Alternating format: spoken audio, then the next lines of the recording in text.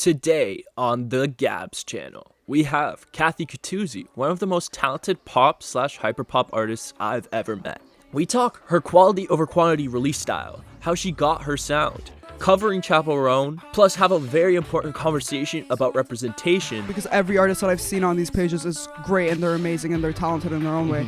But they're a lot bigger, and I think they're a lot more interactive and more engaging than a lot of the male artists being posted. But they just don't get representation, and I feel like mostly it's because people aren't looking. And much, much more. Baby, I've been low for too long. I've been chasing stars on my own. I've been chasing stars on my own. I've been chasing stars. Yo, what's up guys, it's Gabzzz here and welcome back to another video. Today we have KATOUZI. Am I saying that right? Yes, yeah, you're right. Cool. I mean, first off, who are you? What do you do? I'm a singer, I'm a songwriter, I'm an artist, I'm a producer. For now, I'm just releasing my own music, trying to get into like publishing and stuff like that. But long story short, just an artist from Toronto. Trying to make it, hopefully. I fully forgot to open my questions, so it is what it is. But there we go. It's not even questions, just. But when did you start in music? Oh shit! I mean, okay, like I've always like, I don't know if you know, but I was born in Iran. But I can't you can't really sing there. You know what I mean? Like as a woman, you can't do all that stuff. You can't really sing there. So I've always been singing like on the low since then. But ever since I kind of like moved to Canada, I was like doing like shows in like my middle school, high school, stuff like that. So I just kind of started with singing. And as time kind of went on, I was like, okay, like I actually enjoy like writing a song here and there. I started writing songs and I was like, I want to try to produce more. So in like 2021, I started to produce a bit more. That's when, am I allowed to swear or no? Yeah. Okay, that's when shit got a little bit, that's when shit got exciting because I was like, okay, like I have a lot more freedom with what I'm able to do. It's not just singing, it's not just like writing a song. I can like actually create kind of like the sonic ecosystem for what I want to express, which is when kind of things start to get like a little bit more interesting. But like releasing like frequently, I started like literally like 2024, like the beginning of 2024 was when stuff kind of started to like pick up and stuff like that. Yeah. And I did notice that looking at your discography, it was there's only what 7 songs ish. Yeah. Is that just quality over quantity or? I mean, like the first 2, because I had like in my head and I had To a Friend, and I had 2 versions of In My Head and 2 versions of To a Friend. I would say those were kind of like starter songs. Like I didn't really know what I wanted my sound to be, but I was also kind of just trying to figure out like how to like produce my own music, what my sound is, what I want to sound like. And I kind of figured out through those songs that like, okay, I don't really want to be this like acoustic heartbreak type of vibe. I kind of want to go more into like hyperpop. And then like 2022, I kind of like began to like write like an EP and an album and whatever. And the 3 songs that I released like in 2024 were like the product of that. I have a lot more coming this year, hopefully, thankfully. Yeah. But it was kind of just like trying to figure out my sound, and it really was like quality over quantity. I didn't want to release something that like I can't put a lot of time into and I can't put a lot of marketing into, especially like you need money for marketing. Like I'm not gonna just put out a song without like properly marketing it and properly putting it in front of people. And that was my main reason for not releasing a lot, because I don't know my sound. Not only do I not know my sound, I don't want to release a song and not market it properly. You know what I mean? I just wanted to make sure that everything kind of carried on smoothly. I don't want to release a song and not give it the attention that it deserves in a way. Real. Yeah. I hope that makes sense. Like, where did you end up getting your sound from? Ooh, that's a good question.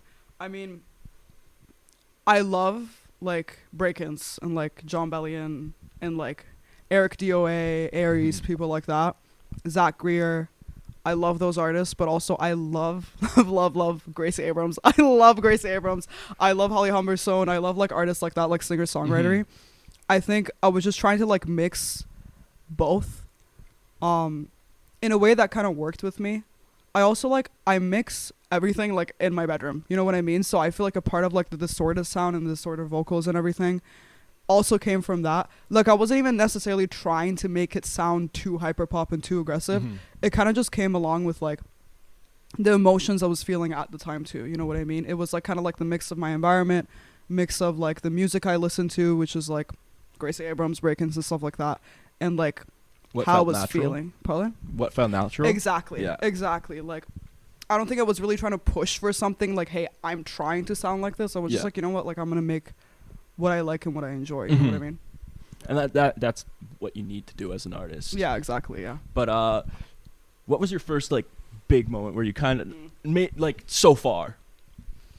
I mean, I've had like a couple, right? I feel like, so this time last year I started like sneak peeking my song After Party, which I think stream wise it isn't my biggest song, but I think it's what most people know me for. But I started like sneak peeking it a lot, and one of the videos hit like 30K, and I was like, okay, yeah, and I was like, okay, great, lovely.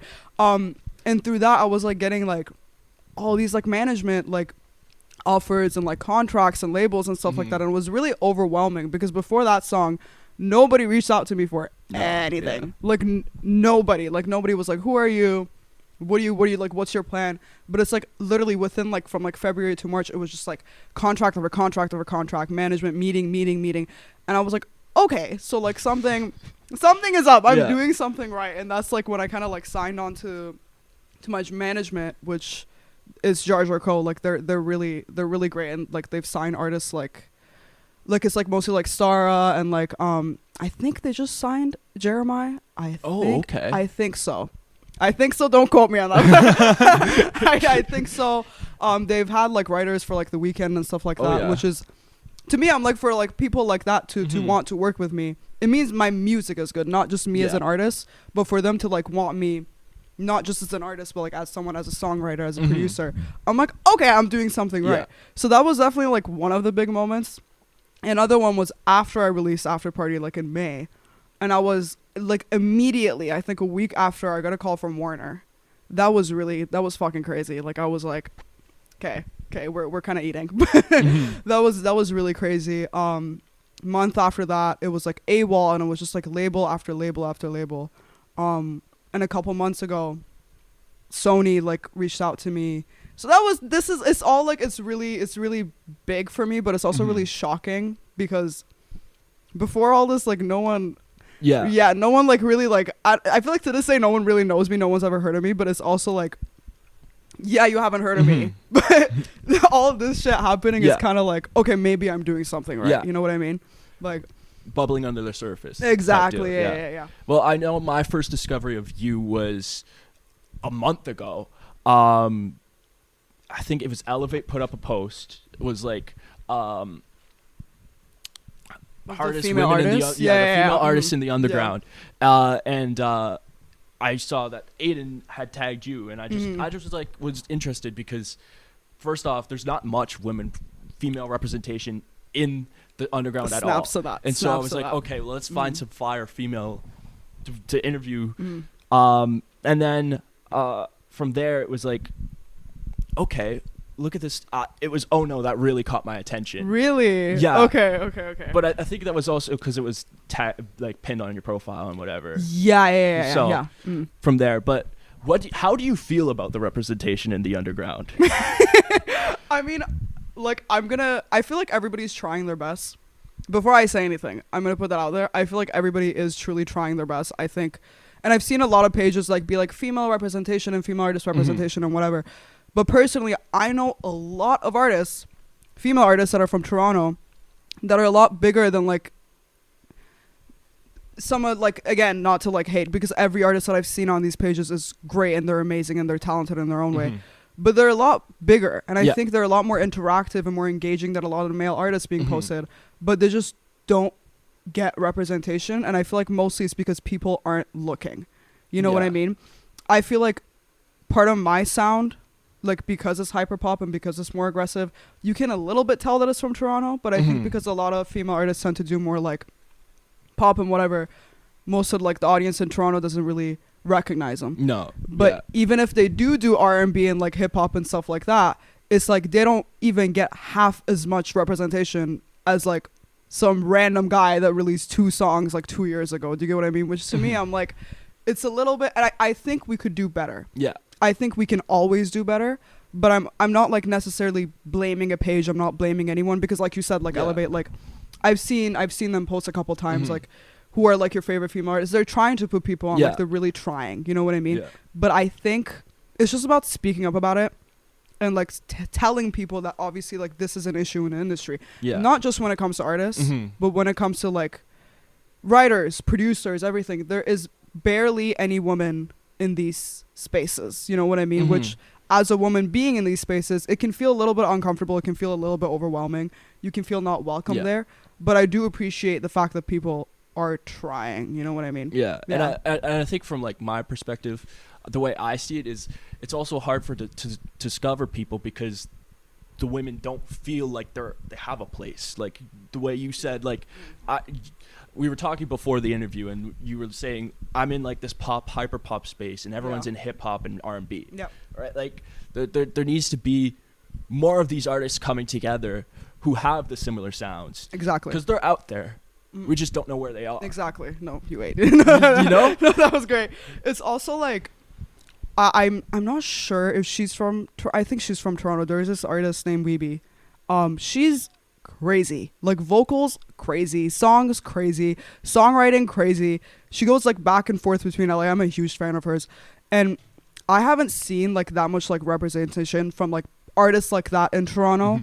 But even if I've seen like female representations, I can't speak, female representation in like Toronto spaces and everything is just hip hop and R&B like you just said, right? And I think people once again are trying to create spaces, right? But I feel like having a genre-less space that welcomes everybody into the community could be a lot more helpful than just being like, okay, this is what it is. Toronto's about hip hop. That's what we focus on. Moving on. You know what I mean? I think that's too rigid.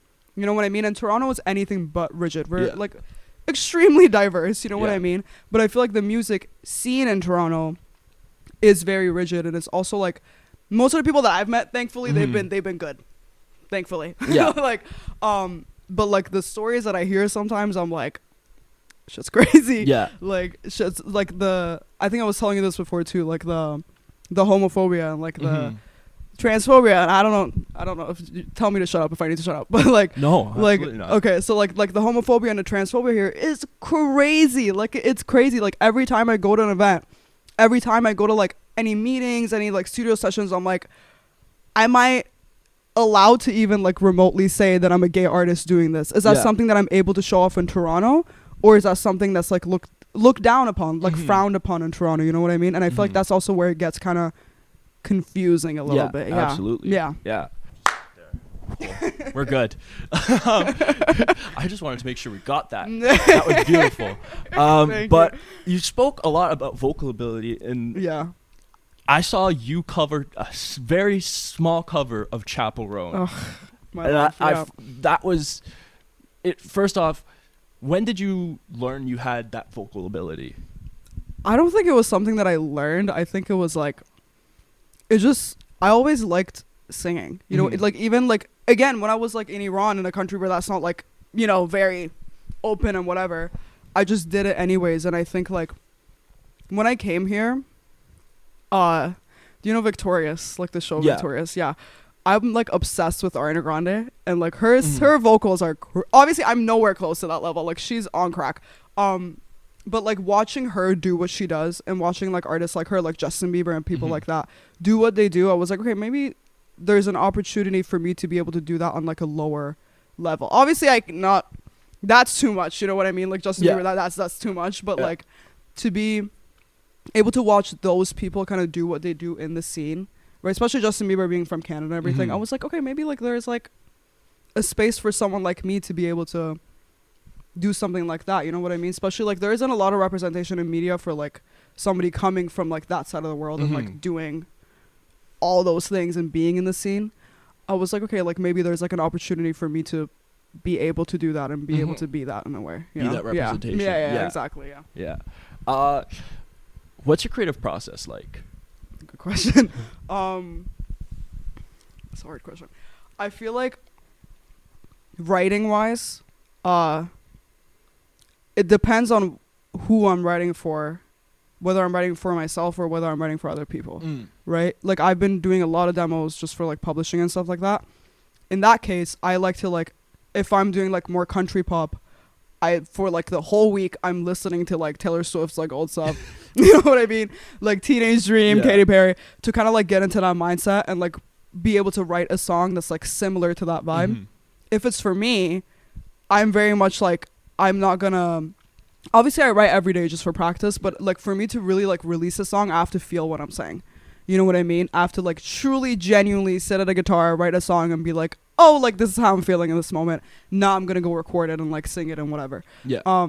Usually it's like that. Usually it's like I write a song on the guitar. If I feel like it's how I'm feeling in the moment, I like maybe like lay down a bass, usually lay down some drums, record the vocals and kind of produce everything around it. Or sometimes like what I've been doing recently is I like make the beat, like the demo of the beat first, and I Mhm. record the vocals over it. And then I remake the beat around it, which is a really complicated process. But like, I feel like it honestly depends on how I'm feeling in the moment. You know what Yeah. I mean? Yeah. Yeah. Yeah, that works. Yeah, no. And what's to come in 2025? A lot. I have an album coming out in April, May. I have a song coming out on March 19th. So I'm really excited about that one. Yeah, it's called Bleed. A lot of people have been waiting for that one. So that one's 100% one of my favorites. Mhm. And hopefully, you know what? I'm planning on releasing like 2 EPs or 2 albums this year. So hopefully we'll get to do that if stuff doesn't get in the way. But yeah, hopefully we can get that going ASAP. I'm fully changing my schedule. This is going out the 21st, so Thank you so much. no problem. Live on the channel. But for those who don't know, what are your socials? Where can you find your music? Just KATOUZI. It's just KATHY on everything. Spotify, Apple Music, Instagram. I spam on TikTok, so if you want to see a lot of spam content, go to TikTok. But yeah. All right. That's Well, on that. thank you for having me. Of course, man. Of course. This was awesome.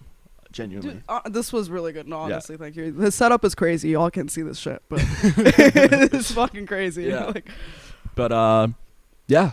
Thank you. it was nice And, meeting you, we'll man. see you. Yeah, Yeah. nice meeting you too. And I will see you guys in the next video.